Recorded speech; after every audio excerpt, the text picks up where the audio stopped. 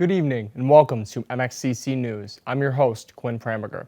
First up, an exciting opportunity for a group of Middlesex students. They had a chance to travel to the state capitol to learn how government works. MxCC News reporter Patrick Boots went along for the trip. MxCC students recently had the opportunity to visit the Connecticut General Assembly in Hartford. Yeah, I was really happy that we were able to do that because we were doing it every 2 years for quite some time. This was the 6th one that we've done, and we had to cancel because of the pandemic. Yeah, I mean, it's such a great opportunity for the students. I'm very happy that groups come to the Capitol because it's one of the most beautiful capitals in the country. There's so much to learn, and quite frankly, if they didn't come with schools, they may never get here. The League of Women Voters sponsored a guided tour of the legislative offices and Capitol concourse, including the House chambers. So I put together these posters of the legislators. All of these legislators come from the service area of our college. So you can expect that there's always going to be some students who are in the district of all the legislators who are speaking. It's an important way for students to come and have their voices heard, come in and see the channels that we have to go through. Those in attendance were able to ask hard-hitting questions to state representatives.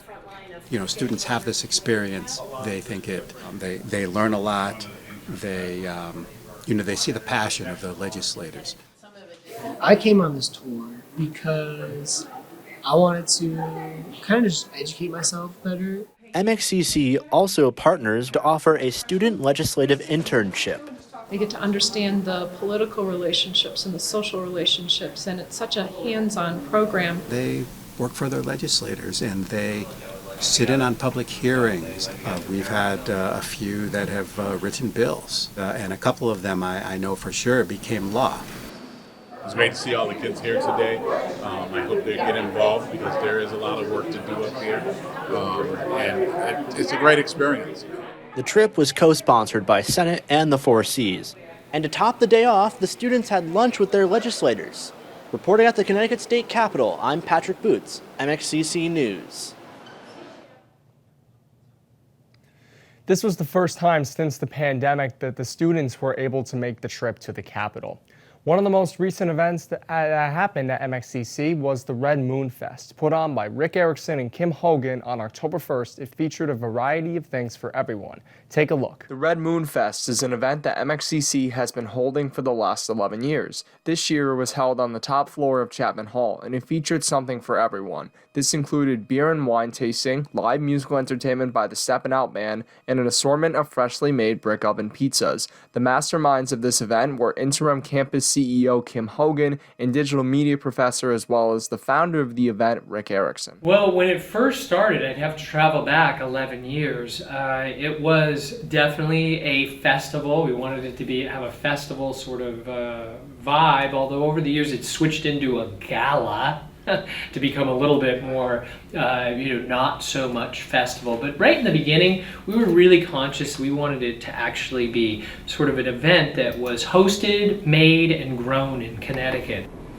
So we've had a wonderful, wonderful outpour of people that come every year, and this year we're looking to be the same. Well, what would be taking place at a typical Red Moon Fest event is that there is usually some entertainment that's happening, and there usually is some food. But I think number one, the whole point of the event is to raise money for the scholarships and programs that the students are involved in.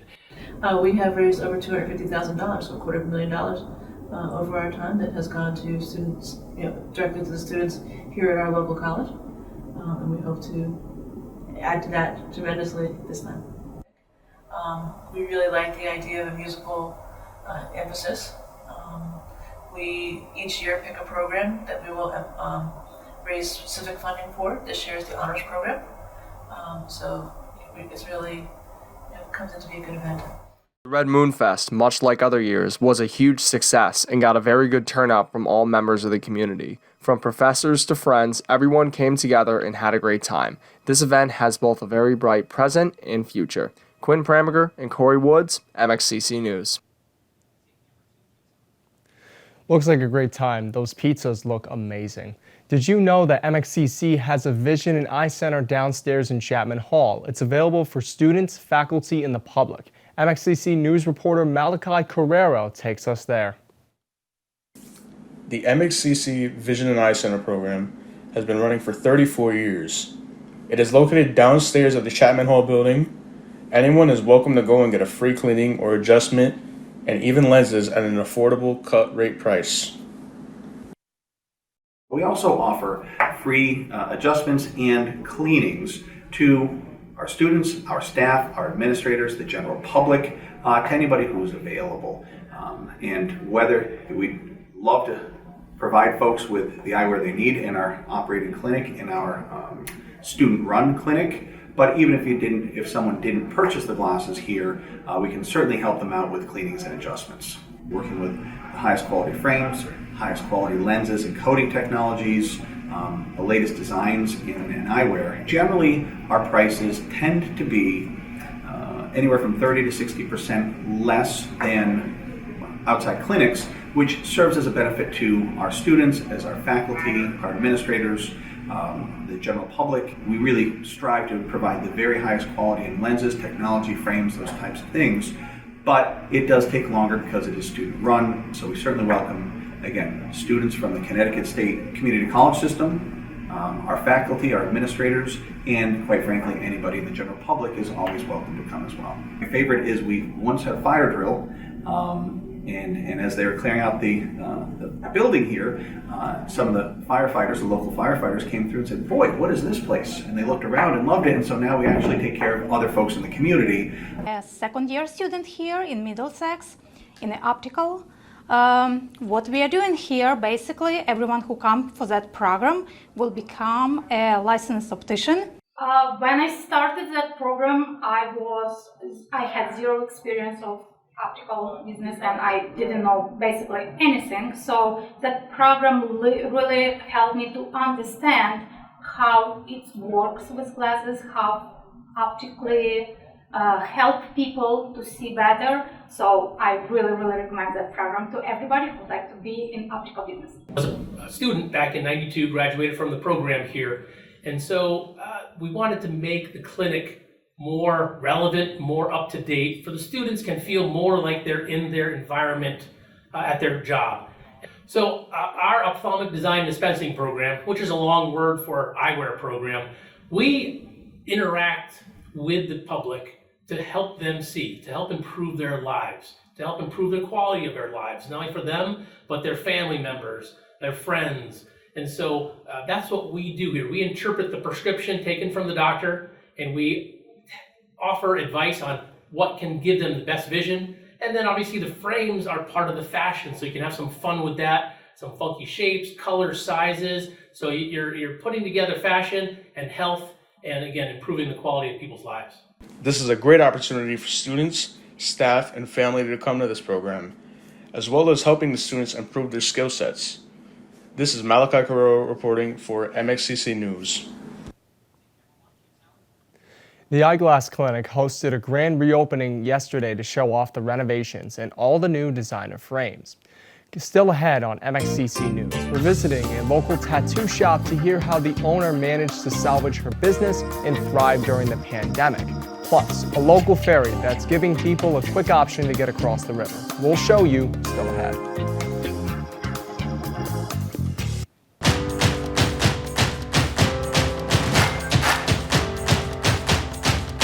I really had no idea of what I wanted to do, so I worked a lot of minimum wage jobs. And finally, I was just like, I just need to go back to school because I wanted to get a business degree. And Middlesex Community College was super convenient. I got a lot out of Middlesex.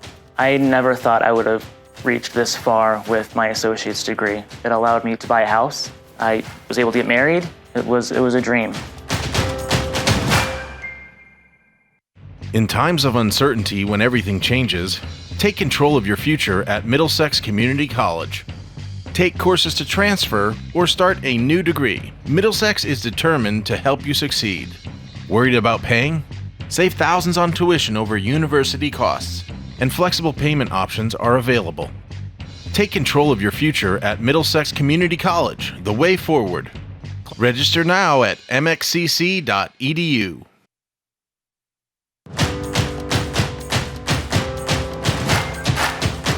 I chose Middlesex because they had a lot of different programs that I was interested in. For me, it was just easier to come here part-time and also keep my job. Middlesex, I would say, helped me get my foot in the door in the news business. The Center for New Media has all the stuff that I see daily at News 8. To be able to jump on and say, I have experience with a control room, I have experience with a TV studio, it's definitely a good choice. The tattoo industry has been on the rise, and what was once a symbol of counterculture has become a staple of culture. MxCC News reporter Andrew Scott sat in with the talented artist at Valkyrie Tattoo Studio in Milford to learn more about this growing industry. So I was wanting to open up for a little while, and I think with everything being shut down and me being at home for those 3 months really made me think about it more and more. And I kind of was just like, you know what, let's just do it. I'm either going to do it now or I'm not going to do it at all. So I started looking around at a few different places in like the end of May. When Valkyrie first opened, they weren't able to do tattoos for at least 2 weeks because of COVID precautions. It was just really scary because I didn't know like when we were able to tattoo again. But then we found this place and it just seemed like totally right. It was in the right location and everything. And then, I signed the lease on June 1st, and we weren't able to open until like the end of the month. But I just was keeping my fingers crossed the entire time. Meet the artists at Valkyrie Tattoo Studio. I'm Brooklyn, and I'm an employee here at Valkyrie Tattoo Studio. Hi, I'm Moana. I am the apprentice at Valkyrie. Hi, I'm Vicky. I'm the owner and artist here at Valkyrie Studios. I'm here to ask them about their experience in the tattoo industry and the culture surrounding it. It was pretty tough to get into the industry for me. I went around for 2 years to find an apprenticeship. No one really apprenticed me.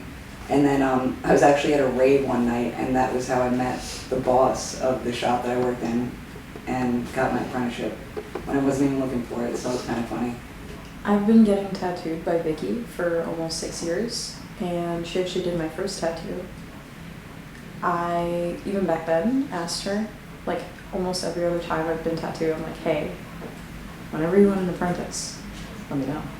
And eventually, recently, beginning of March, I came in and I said, hey, you have your own shop now. Are you taking an apprentice by any chance? And she was like, we can definitely talk about it. So we did, and she took me on. I think it's cool if people don't have tattoos, but, if they're, looking at this industry negatively, I just like to say that I make an honest living off of it, and we can't really, shame or doubt that, so that's kind of my answer to that. I then asked about what special events they have for the spookiest month of the year. There is going to be a flash event, I believe the 27th and or the 28th, and basically whatever designs they've come up with, they're going to be tattooing for their day. For me, I have a set of a few designs that I've done myself that it's going to be my first flash sheet that I'm offering, which is very exciting for me. For the month of October, we usually do some flash tattoos.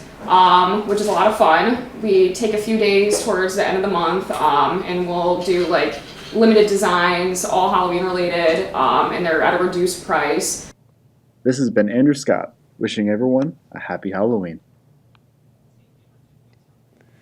If you'd like to set up an appointment, give Valkyrie Tattoo Studio a call or message them on Instagram. Halloween comes at the end of October, but earlier in the month, some people got a head start dressing in costume for the Connecticut Renaissance Fair. MxCC News reporter Greg Tanner has the story from Lebanon. Hi, this is Greg Tanner. I'm here at the Connecticut Renaissance Fair in Lebanon, Connecticut. Here at the Renaissance Fair, you'll find many attractions, including people in costume, old world shops, swords. I do like a cavalry saber. A nice cavalry saber. What's that? And craftsmen. So, you make swords? I make swords, short swords up to 31 inches. All right. And daggers and any other assorted metal items. What is the name of your business? Tintagels Gate Forge. All right. What kinds of swords do you make? I can make any type of sword anybody wants. As you're even thinking up ideas, they give me something they want, I just draw it up and Make it for that. All right. Actually, take some stuff I make come out of railroad spikes. And where are you out of? I'm out of Athol, Massachusetts. All right. Thank you very much. No problem. Take care. There's also archery, the birds of prey exhibit,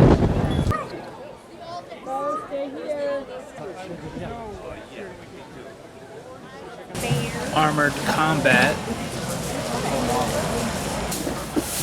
and jousting.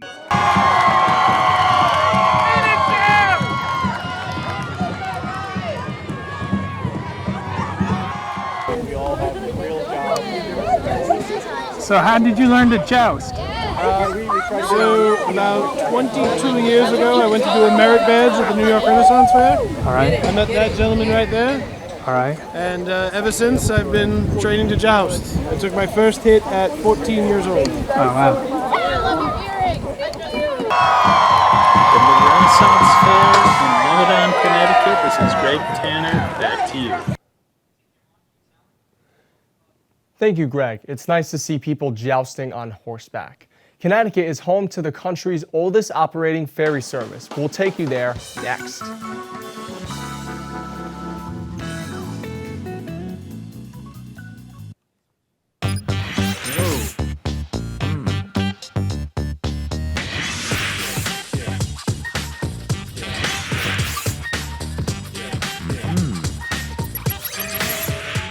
Your future begins here. At Middlesex Community College, you will find affordable, quality education to land the career of your choice. With over 70 options, make the decision to start now.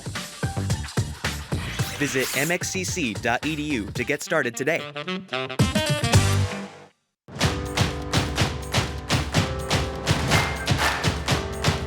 I was homeschooled, and after doing a lot of research, I found MxCC, and it looked like a really good fit for me because I wanted to transfer to UConn, and they have the Pathways program. Being homeschooled, it was nice to have smaller classes. The professors really helped me understand the material. I really felt that Middlesex was invested in my education. It's one of the greatest experiences I've had.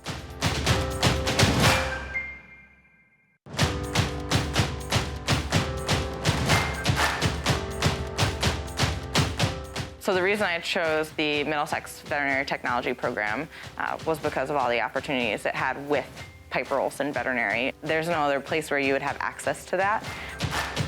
I would definitely recommend Middlesex to anybody who's interested in that career because you're going to be 100% prepared to start your job. That is really empowering. Welcome back. Hartford County is home to the country's oldest continuously operating ferry service, located right here on the Connecticut River. MxCC News reporter Gregory Sola takes us on the water. Located on the Connecticut River, directly between the towns of Rocky Hill and South Glastonbury, stands a very distinct and historical landmark. The Rocky Hill Glastonbury Historic Ferry is currently the nation's oldest continuously operating ferry service, dating back to the year 1655.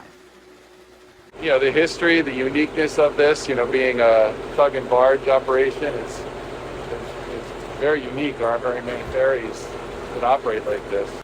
This uniquely designed tug and barge style ferry service operates annually from April 1st through November 30th, saving commuters 8 miles of travel on average.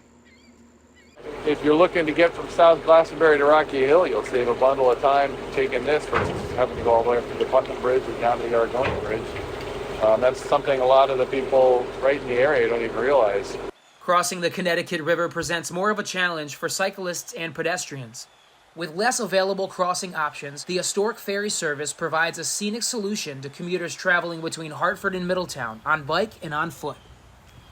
I have a lot of childhood memories around the ferry and Rocky Hill, so it's really a good experience for everybody to come out and enjoy nature. For only $5 per vehicle and $2 per cyclist or pedestrian, the Rocky Hill Glastonbury Historic Ferry is a time-saving and economic option that may just brighten your day. Reporting for Middlesex Moments, this is Gregory Sula. Although ferry season was initially delayed due to high water levels, the Rocky Hill Ferry runs seasonally between April 1st and November 30th, saving commuters both time and money in the process.